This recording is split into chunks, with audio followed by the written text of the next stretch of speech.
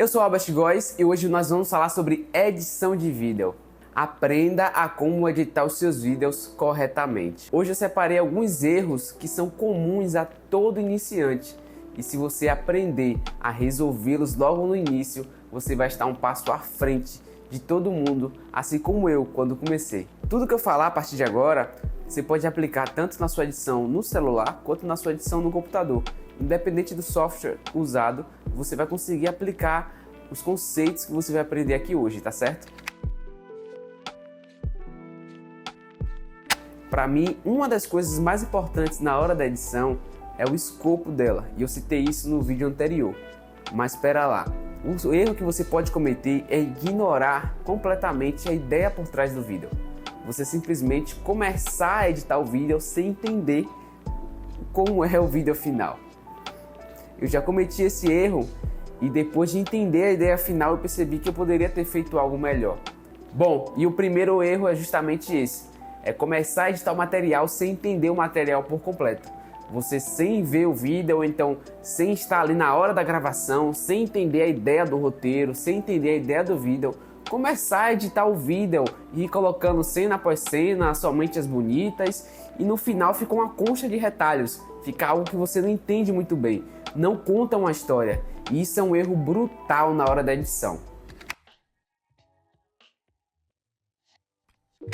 E eu não vou enrolar, eu já vou te contar o segredo que muitos editores se passam, que é no áudio. Gente, sound effect, trilha sonora e também as transições contam muito quando você tem o áudio acompanhando, tá? Eu não sei se você já reparou, mas um vídeo é feito de fotos e de áudio. Então, teoricamente, o áudio do vídeo é 50% do vídeo, né? Tanto que a timeline é dividida literalmente assim, as imagens em cima e os áudios embaixo. Preste muita atenção nos seus áudios. Áudios ruins, áudios com muito ruído, áudios que não fazem sentido com a ideia principal do vídeo. Às vezes a trilha sonora não combina com o tom do vídeo. E é uma coisa que eu já discuti bastante na minha vida de criador de conteúdo. É quando o conteúdo gravado, ele tá em um tom, ele tá em algo mais leve, tá algo mais suave.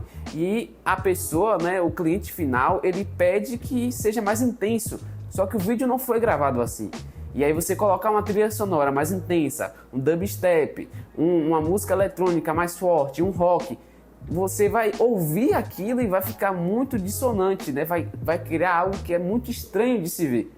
Alguns produtores famosos, alguns diretores famosos fazem isso de propósito. A exemplo do Tarantino, ele faz muito isso. E uma das cenas mais icônicas dos filmes dele, ele coloca, acho que na cena de um faroeste, ele coloca um rap. E, gente, o rap é uma arte nova. E no Velho Oeste, né, no Faroeste, você não tinha isso. Então você cria uma dissonância, mas naquele momento ali ficou muito legal, né? E dá até um tom de humor. Isso, claro, que isso pode ser justamente a piada, ou então a intenção, né? Fazer algo mais humorístico, mas se tratando de um conteúdo que você vai entregar, você não pode vacilar nisso, tá? Você tem que ter certeza que é isso que o cliente quer. Busque boas trilhas sonoras, eu vou deixar aqui bancos de trilha sonora gratuitos. E no YouTube você encontra muito, sem copyright. Inclusive a própria biblioteca do YouTube, né? O YouTube Studio, você encontra muitas músicas de boa qualidade. Se você pesquisar direitinho e você for salvando as suas, assim como eu faço, você vai ter no final do dia você vai ter um banco de trilhas sonoras boas para você usar nos seus vídeos. De todos os gêneros, climas, você consegue até filtrar por isso, tá? E isso é muito bom. Bom, e acho que um dos erros principais do editor iniciante também é ignorar o corte seco. Gente, corte seco é uma coisa que é muito usada há muito tempo e é muito funcional. Pode parecer simples, mas é muito importante para a história. Claro que um corte seco, que ele corte abruptamente uma fala, por exemplo, de um vídeo, claro que isso vai soar estranho. Então, para isso, nós temos uma técnica muito legal. Essa técnica é tipo um jump. Você faz o corte seco e dá um zoom. E aí você dá a ideia de continuidade, a pessoa ela esquece da imagem que ela estava vendo e presta atenção agora na imagem que acabou de crescer no rosto dela. Então fica algo mais suave, né? Fica algo mais natural para a pessoa ver. E quando estamos falando de YouTube, isso é muito comum.